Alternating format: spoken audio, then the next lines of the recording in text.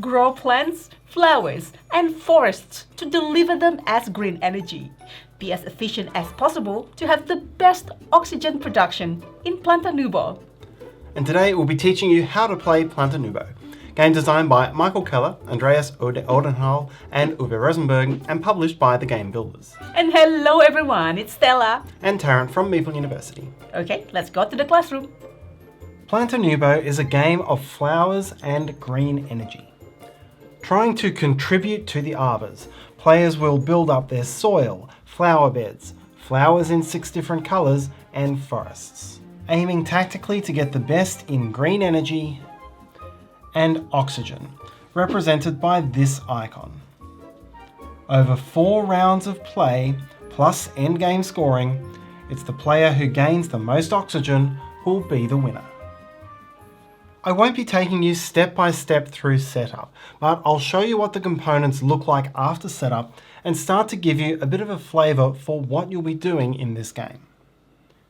This is the common board with the OxyPoints track around the outside. Across the top of the board, as well as in face-down drawer stacks, you'll find freight containers. These are, in effect, multicoloured contracts to which you'll be delivering flowers across the game. In the top right is the warehouse where 3 different colours of flower are available. In an arc around the middle are various cards which players will be able to purchase through the game. To the right of the telescope you'll find modules which will build up your engines, and to the left you'll find oxy farms which are all about end of game points. As the round marker advances, there will be more endgame cards and fewer engine cards. Below the arc is an area known as the crafting area, which is loaded up with tiles, and there'll be a draw deck of further tiles to use later on. In the common area, you'll have an array of blueprint tiles and flower bed tiles, each with a stack of matching coloured flower beds. This array is where you'll choose your actions, and there'll be different configurations at 4 players, 3 players, and 2 players. Each player will have 2 personal boards, a tool shack and a platform. Your tool shack has a number of features including your 4 tools, your Arbor track, which includes some randomised objectives which can help you score points, 2 slots where you'll later be able to place your own personal freight containers, a dial which represents the charge of your garden bot. This is a helper who does garden work for you, and this will be a track from which you can gain or spend garden bot points for actions during the game. And each player has 1 small starting forest of each colour.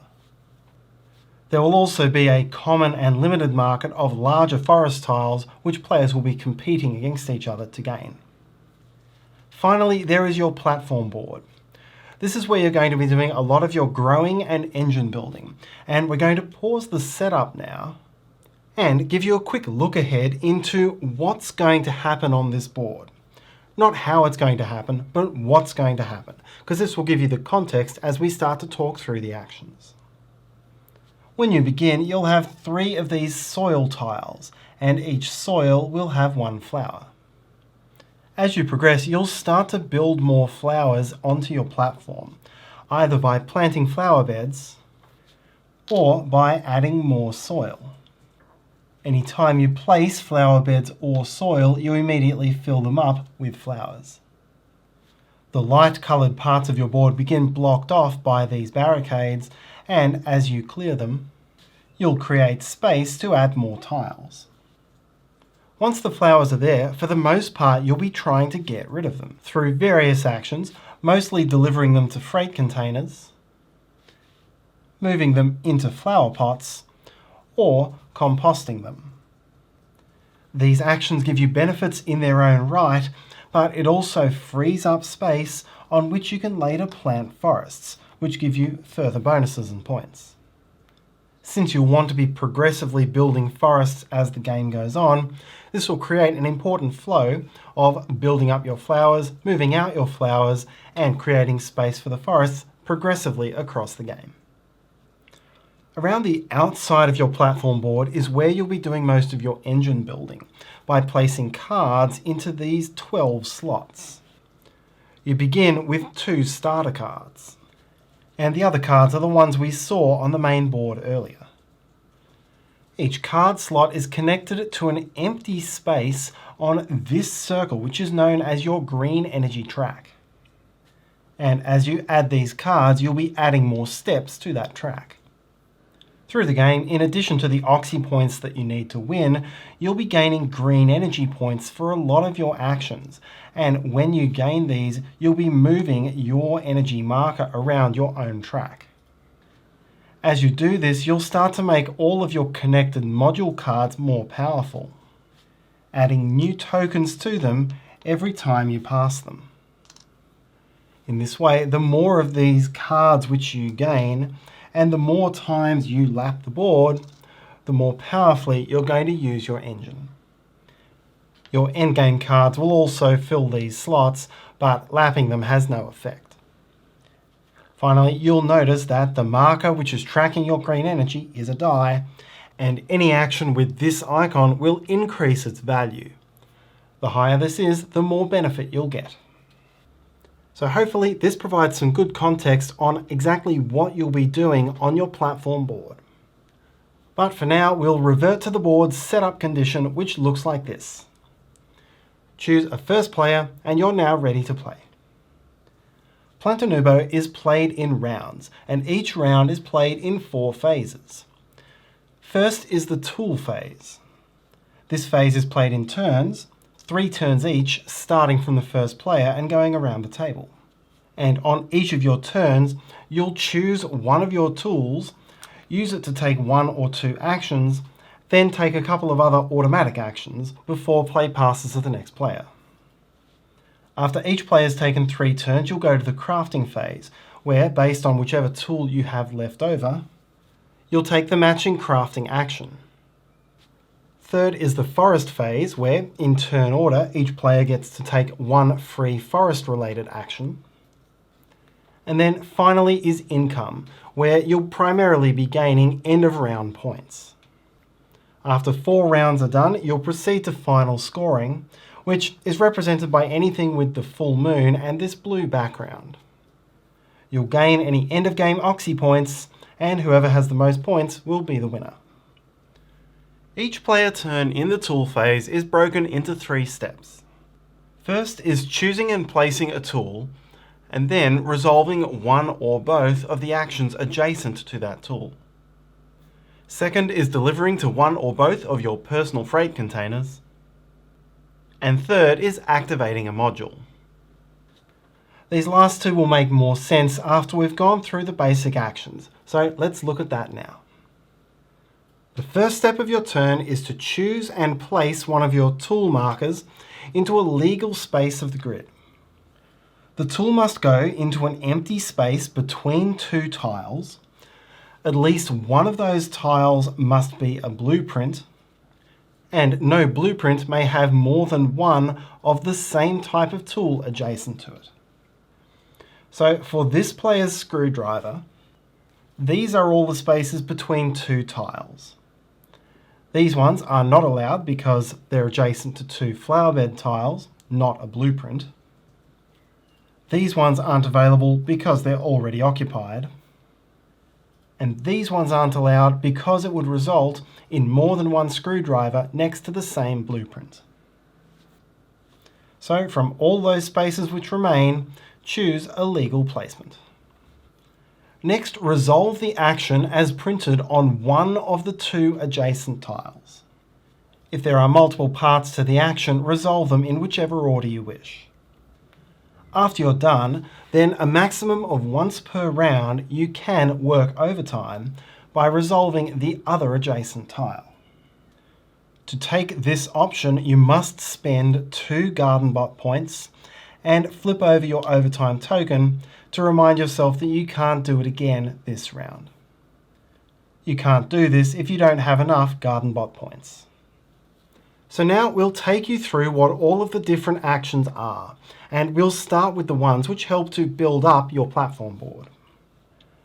If you choose to activate one of the coloured flower bed tiles, then the action is to gain that colour of flower bed. In a 4-player game, you can choose the top flower bed tile from either stack of the matching colour. That is, if I've placed here, I can still choose the tile from the opposite side. In the 2 or 3-player game, there'll be only one stack of each colour, so you must choose from that. And in the 3-player game, if you choose one of the multicoloured tiles, choose from the top of either matching coloured stack. Having chosen your flower bed, now plant it into any empty, unbarricaded space on your platform board. You do not have to place adjacent to previously placed tiles.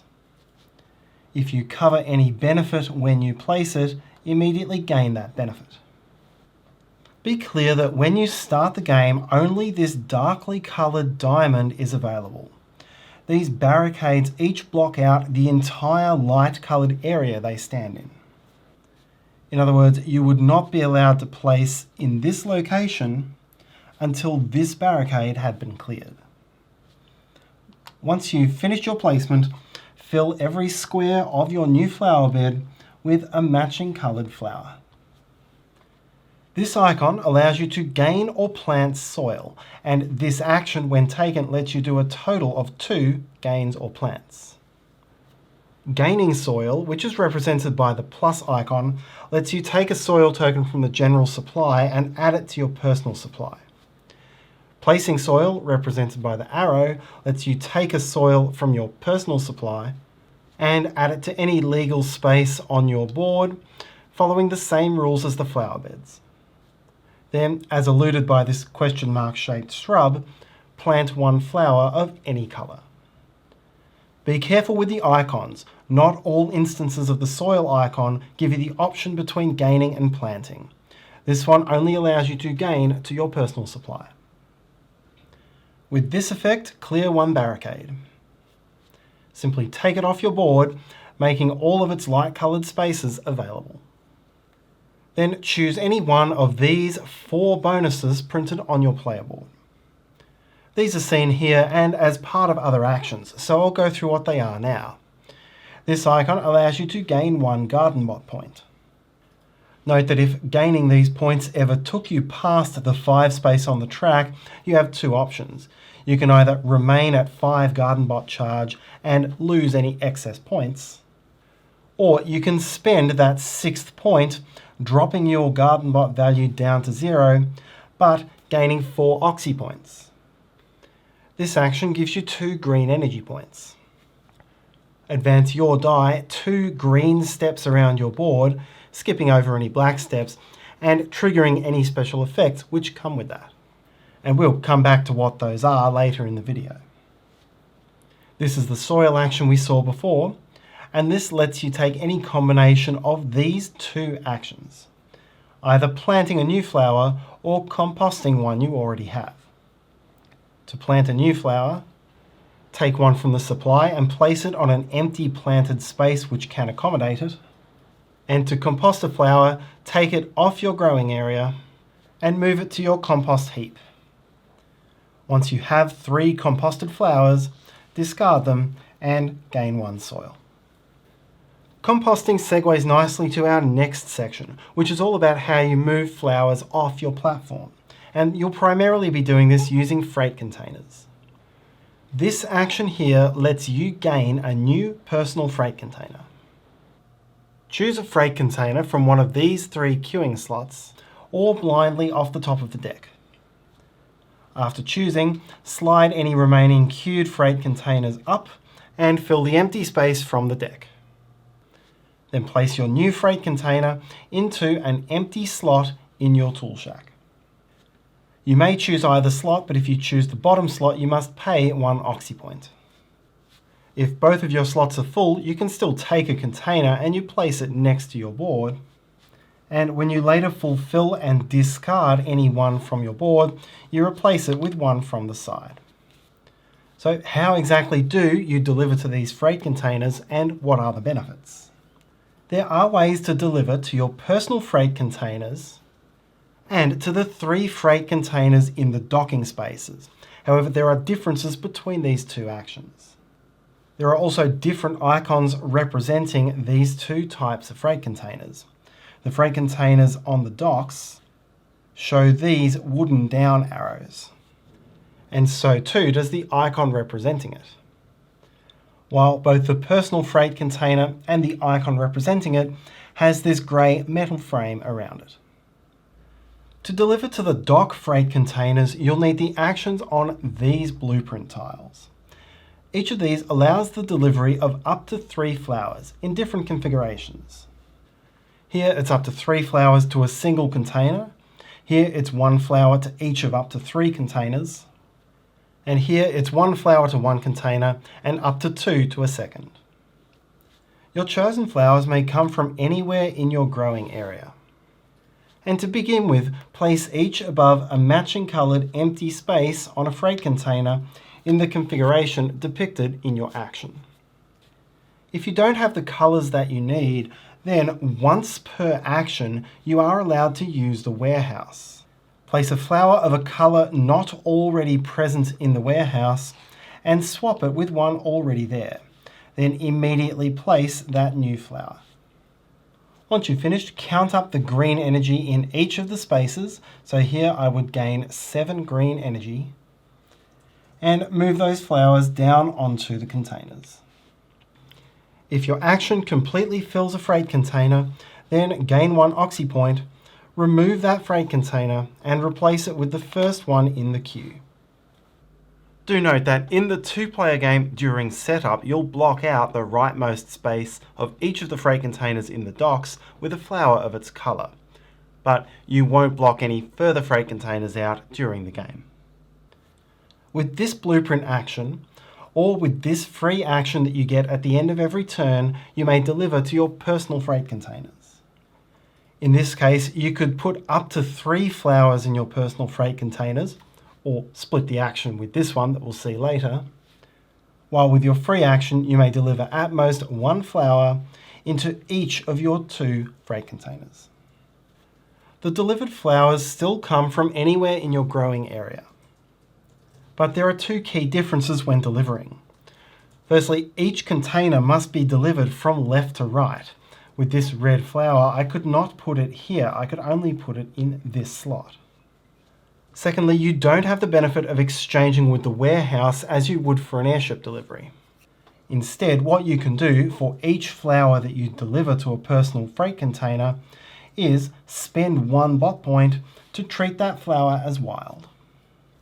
Once you finish your deliveries, gain the green energy, and once you've completely filled one of these containers, discard it.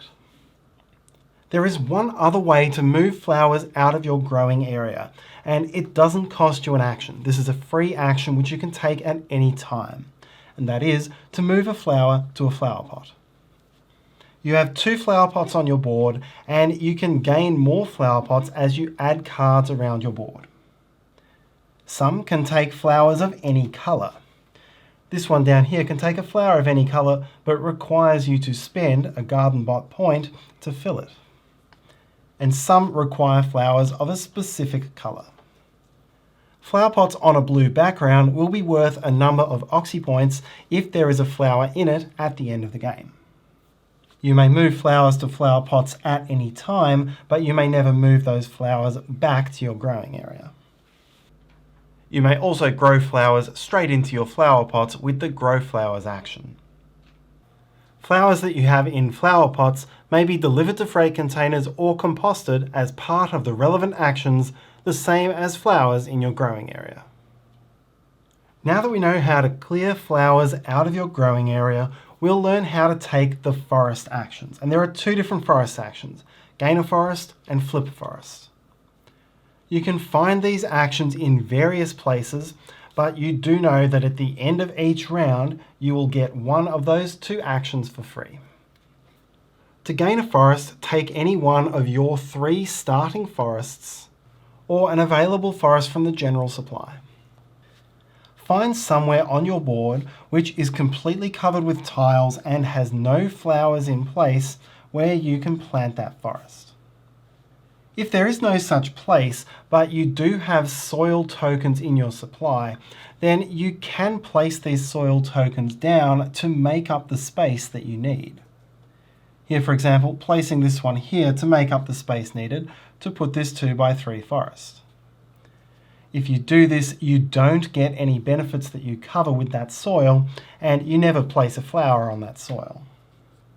In this instance, I'd probably be more likely to place the soil here and place the forest here, leaving this for a future bonus.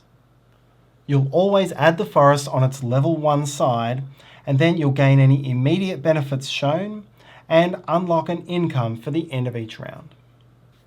When you take a flip forest action, flip one of your level 1 forests over to its level 2 side. You'll lose access to any incomes it might have had, but you'll unlock its end of game scoring. With this house icon, you can increase your arbor level. Look at the next level on your arbor track and see whether you meet the objective.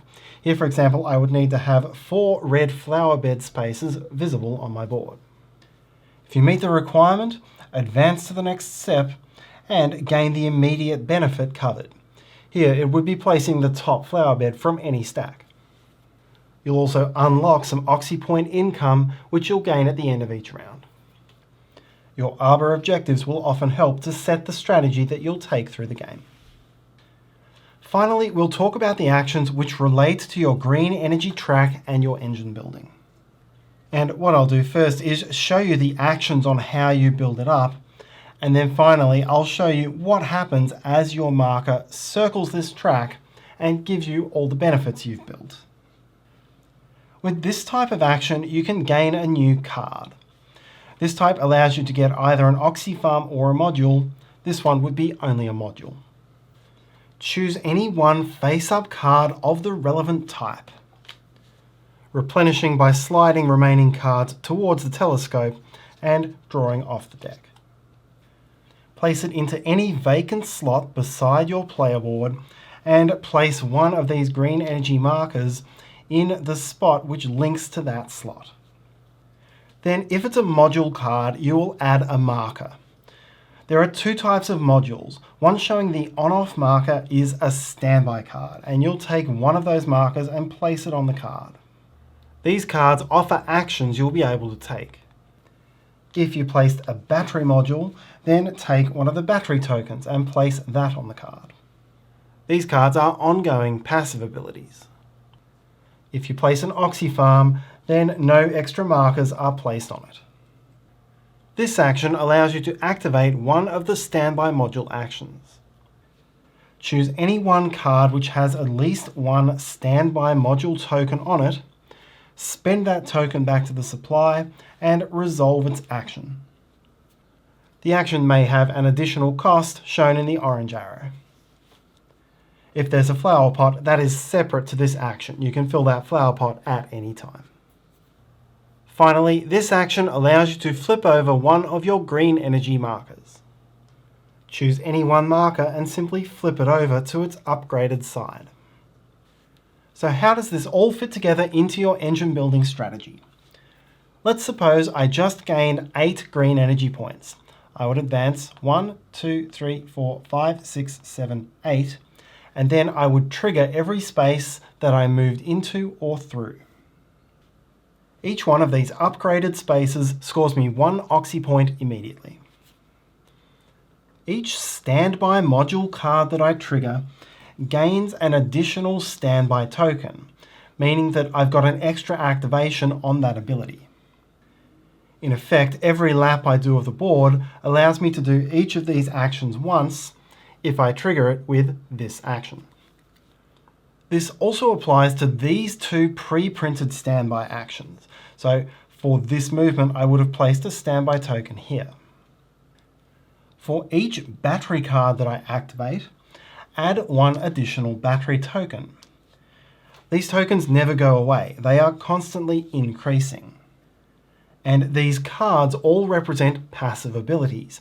Here, for example, every time my die increases in number, I would gain a number of green energy points equal to the number of battery tokens on the card.